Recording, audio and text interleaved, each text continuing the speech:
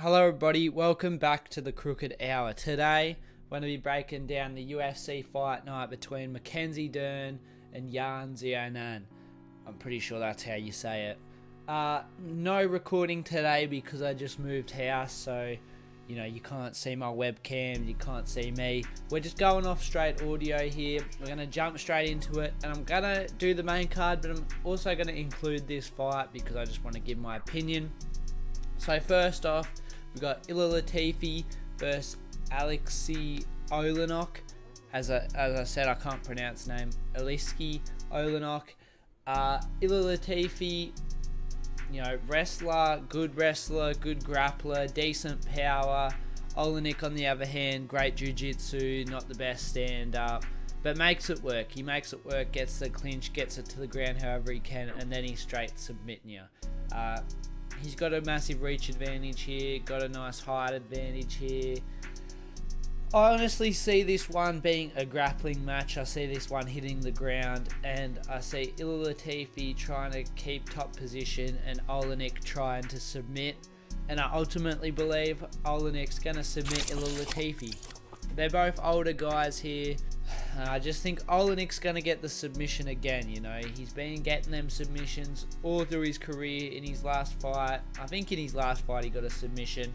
In this one, I'm going to bank on him getting a submission here against Ilir Latifi after getting lit up on the feet a little bit. Next up, Mike Davis versus Viacheslav Borshchev. I've done a bet both ways on this one 8 days ago. Man, that's the last time I uploaded, 8 days ago. But in this fight, I ultimately think that it's a close fight. It is a close fight. Both guys great strikers. Mike Davis going to look like the much bigger guy here against Borshchev. Borshchev going to be the more accurate fighter, going to be the more patient fighter. Davis going to be the more powerful fighter, going to be the more explosive, better output. It's going to be a good fight, and Davis as well definitely has the grappling advantage here, which I think benefits him a lot. I think if Davis wants to get this to the ground, he can win, but if he stands on the feet with Borshchev, which I think he's going to do, I think he gives Borshchev a good chance to get this done as an underdog. So that's why I'm taking Borshchev here. It's more wishful thinking, as I do like Borshchev, but I'm not doubting the underdog here. I'm going to take the underdog. Round 2 TKO. Mike Davis, close first round, but he secures it during the grappling. Borshchev gets a bit desperate and finds a good shot. Puts Davis out of here. I know Davis has never been TKO'd, and it probably won't happen, but Borshchev for the win. Let's go. John Castaneda versus Daniel Santos. I've got John Castaneda here. I either feel like he's going to TKO him in the later rounds or get a decision win. Daniel Santos, wild fighter. He's reckless. He throws all power, and I can't help but think he might just get caught here. I just think John Castaneda's the better all-over martial artist here, and I just feel like he's going to find his mark. I feel like Santos going to be too wild on the feet, going to be missing the mark, and John Castaneda's just going to be the more active fighter. He's just going to be landing the better shots in exchanges, going to be finding the mark a little bit more. Santos, if he does land though, might hurt Castaneda a fair bit, but I feel like Castaneda's going to be smart enough here to just land the better shots when they are in the pocket. I'm going to say John Castaneda by decision, but don't be surprised if he gets a late finish here. Next up, Sodiq Yusuff versus Don Shainis. Now, Don Shainis isn't bad, but I can definitely see why Sodiq Yusuff is such a favourite. I mean, I don't really know what to say for this one. I just think he's slicker. I mean, I'm saying it for a lot of fights here. I said it for Daniel. I'm going to say it for Sodiq, and I'm also going to say it for Barcelos coming up next. I just think they're all slicker. I just think they're all a little bit better. Don Shainis does have nice wrestling, and he does have nice ground and pound, but Sodiq's a hard man to get down to the ground. I think Sodiq's just going to outclass him on the feet, and I wouldn't be surprised if he gets him out of here in round 1 or 2. I'm just going to go Sodiq via round 1 TKO against Don Shainis. Next up, Raoni Barcelos versus Trevin Jones. Now I've got Raoni Barcelos here, just again as I just said. Raoni Barcelos is going to be more slick. I'm also going to say it for Randy Brown next up. Spoiler, I'm picking Randy Brown next. But I just think all these guys are slicker than their opponents. I feel like that's just the word to describe them. I feel like they're a little bit better with the striking. A little bit better with the head movement, a little bit better with the movement. I just feel like they're going to be able to fight on the outside, win the exchanges, have nice defense, better defense than their opponent, slightly better kick, slightly better punching, fighting on the outside a little bit better. But Trevin Jones does have nice power. That has to be said. Trevin Jones has nice power, nice ground game. But I feel like Raoni Barcelos can just keep this on the outside and just pretty confidently just pick him out on the outside and look out for that power and get a late finish or a decision win against Trevin Jones. But he has to look out for that power. Raoni Barcelos, yeah, I think he's just a little bit too slick for Trevin Jones. And I'm going to say it again. Randy Brown too slick for Trinaldo. Nah, Trinaldo's good though. Trinaldo is good. And I think Trinaldo has the power similar.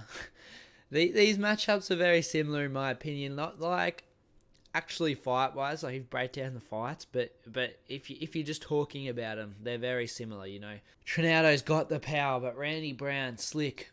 I mean, his head movement in his last fight was nice. It was nice. He was kind of making his opponent look a bit like a fool, you know, kind of making him just miss and making a bit of a clown out of him. And I think Trinaldo, he's good. He's old.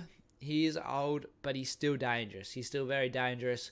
Randy Brown got clipped last time out. Could he get clipped again? Possibly. But I feel like he's just going to be winning most boxing exchanges here. He's got decent power himself. I think he gets Trinaldo out of here. Trinaldo is old, but he hasn't looked old. But I feel like it might show in this fight. Randy Brown on the up, Trinaldo. This might be him on his down. I think Randy Brown's just a little bit too slick. A little bit too slick, just like everybody else I've said on this card. I feel like he's just going to be winning those striking exchanges. Slightly better striker. Slightly better head movement. Trinaldo slightly older. A lot older, I should say. I think Randy Brown's going to get this one done by third round TKO. Next up on the card, Mackenzie Dern, Yan Xiaonan in the main event. If you watch my How to Bet Both Ways, you know that I have Mackenzie Dern in this.